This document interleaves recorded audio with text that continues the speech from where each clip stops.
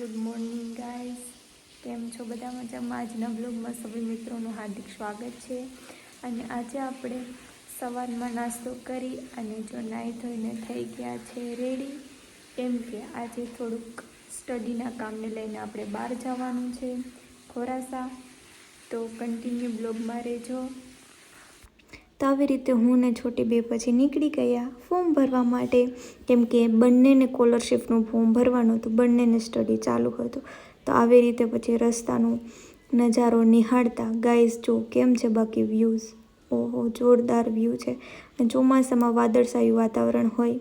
ત્યારબાદ આપણે પહોંચી ગયા બેંકે, કેમ કે બેંકનું થોડું ઘણું કામ હતું તો તે પતાવવાનું હતું. એટલે બેંકનું કામ પતાવી અને ત્યારબાદ આપણે સ્કોલરશિપનું ફોર્મ ભર્યું.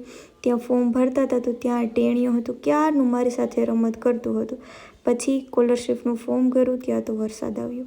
એટલે થોડીક વાર રાહ જોઈ કે વરસાદ જતો રહે પછી આપણે જઈએ. અને મોલમાં થોડું ઘણું કામ હતું તે પતાવ્યું. ત્યારબાદ વરસાદ રહી ગયો એટલે આપણે ફરી ઘરે જવા માટે નીકળી ગયા.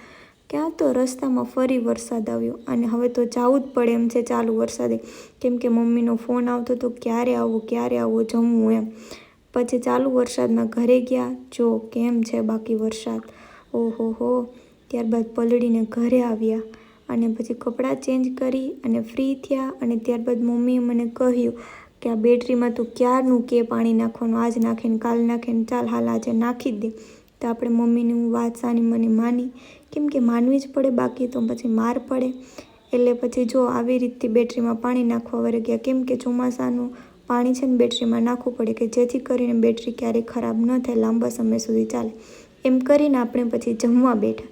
અને જમવામાં જો ચા, શાક અને ગરમ ગરમ રોટલા હતા તો તેના ઉપર માખણ ને ચટણી નાખીને જમવાનું કંઈક અલગ જ મજા હતો. આમ ફૂલ ભરપેટ જમી લીધું આપણને. અને ત્યારબાદ હવે આપણે આ બ્લોગને અહીં જ પૂરો કરીએ છીએ. મળીશું નેક્સ્ટ બ્લોગમાં. તો ચેનલને કરી દેજો સબસ્ક્રાઈબ અને Tata bye bye, good night.